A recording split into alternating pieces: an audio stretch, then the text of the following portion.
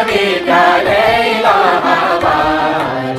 जय तुम्हारी विश्वविद्यालय इलाहाबाद।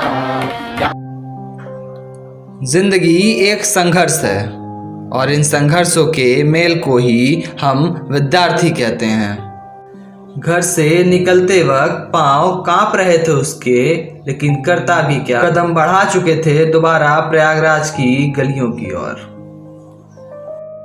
घर से जब पहली बार निकले थे तब माता पिता यही कहते कि बेटा मेरे पास पैसे कम हैं, मन लगा कर पढ़ना। प्रयागराज में 10 बाय 10 का कमरा भी आज 3000 प्रतिमाह के हिसाब से मिलता है। पढ़ने वाले प्रयागराज में अपनी किताबें खरीदने के लिए ऑटो से नहीं बल्कि पैदल चलते हैं, ताकि 20 रुपये किराया बच जाए और 2 टाइम की सब्जी खरीद ले। सलोरी, गोविंदपुर, राजापुर, बघाड़ा जैसे किन्हीं स्थानों पर रहते रहते सर के आधे बाल झड़ जाते हैं, चेहरे की रौनक धंस जाती है, माथे पर तनाव की लकीरें साफ दिखाई देने लगती हैं।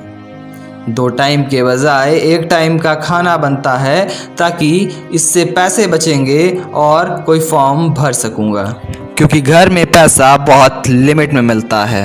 कभी कभी बाहर की मिठाइयाँ खाने का मन हुआ तो चीनी खाकर अनुभव करना पड़ता है कि हमने रसमलाई और गुलाब जामुन खा लिया हो। बहुत ही संघर्ष और तप जैसी ज़िंदगी है साहब। प्रयागराज जैसे शहर में जीने के बाद अब कोई भर्ती आती है तब 1000 पदों के लिए लाखों आवेदन आते हैं। पढ़ने वालों के घर से फ़ोन आता है, घर वालों की उम्मीदों के बोझ ने फिर से टेंशन दे दिया।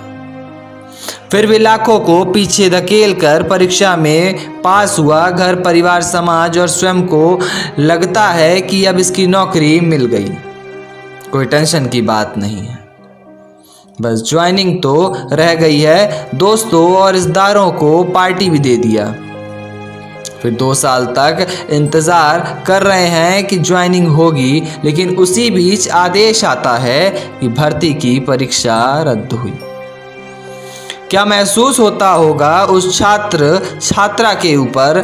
10 साल से पढ़ाई कर रहे, कोई भर्ती नहीं आती है, एक भर्ती आ भी गई तो उसको रद्द क्या करना न्यायोचित है? आटा गर्मी में गूंथते समय पसीना इस कदर गिरता है जैसे लगता है कि शरीर से चिल्का झील का पानी निकल रहा हो। सर का बाल तख्त पर, टेबल पर, कुर्सी पर ऐसे गिरते हैं जैसे किसी नाई के दुकान में। रोटियां बनाते बनाते जिंदगी रोटी जैसी हो जाती है। जब गैस भराना होता है तो दोस्तों या बगल वाले भैया से उधार लेना पड़ता है। जिस दिन रूम का किराया देना पड़ता है उस दिन लगता है कि आज किसी ने कलेजा निकाल लिया हो। भर्तियां रद्द नहीं करनी चाहिए साहब। बड़ी मेहनत से 2 वक्त का खाना ना खाकर फॉर्म भरा जाता है।